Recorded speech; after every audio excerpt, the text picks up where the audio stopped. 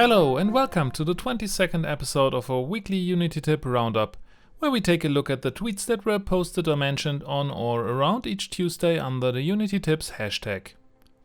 Another week has passed and a new load of tips wants to be seen by you.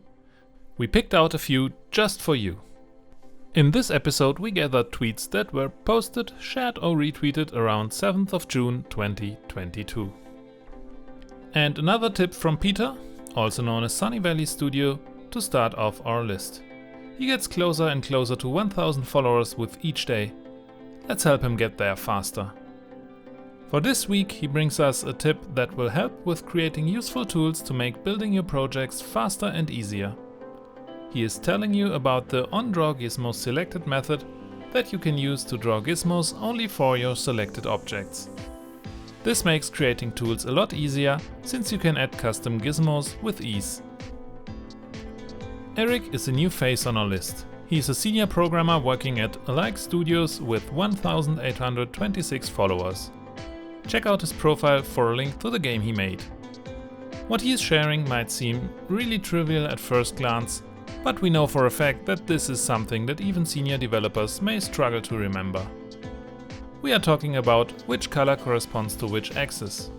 Getting this wrong may really mess up your translations and rotations. But it is really easy to remember. XYZ equals RGB. X is red, Y is green and Z is blue. Once you have seen it, you can never unsee it. Vehicle Physics, definitely our favorite vehicle physics expert, currently has 2534 followers, and he comes with the perfect addition to the previous tip. You may now remember which axis has which color. But do you also remember how the rotations work? In what direction will the object turn for positive and negative values on each axis? Fortunately, in contrast to Unreal for example, in Unity there's a method to the madness that is the same for each of the three axes.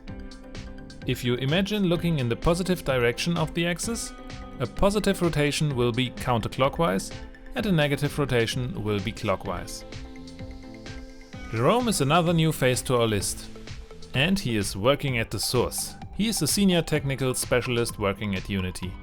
And he has 896 followers. He comes with something more like a hint than a tip. And it will be especially interesting for everyone using Blender. As it turns out, MeshSync now supports Blender geometry nodes. If you want to read up on that, check out the link in his post. And for the final spot we have another familiar name. Matthew, with his 1777 followers, made our list. He has a short tip for those working with decals on water or glass. Do not forget to check effect transparency on the decals. Otherwise it won't look that great. Again, for more information, check out the link in the post. And this time we will just skip our own tip. Okay, we are just kidding. Of course we will also show you what we came up with this week. In a recent project we had to work with interfaces a lot. And by a lot, I mean all the time. And that is why it made us more than happy to see that with Unity 2020.2 and later, we now have access to a bunch of C#8 features that make life a lot easier. Especially the option to implement default methods for interfaces. This helped us to clean up our code a lot. Give it a try. Now we are really done with the list. Another week, another bunch of nice tips, another flock of helpful Unity developers who shared their knowledge.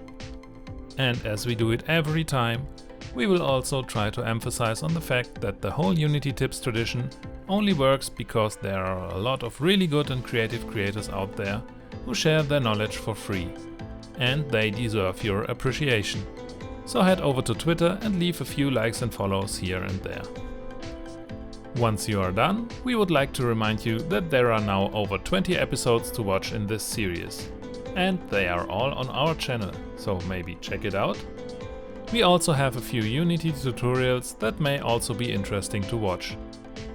And while you are there, why not subscribe to our channel? Don't forget to hit the bell icon for notifications.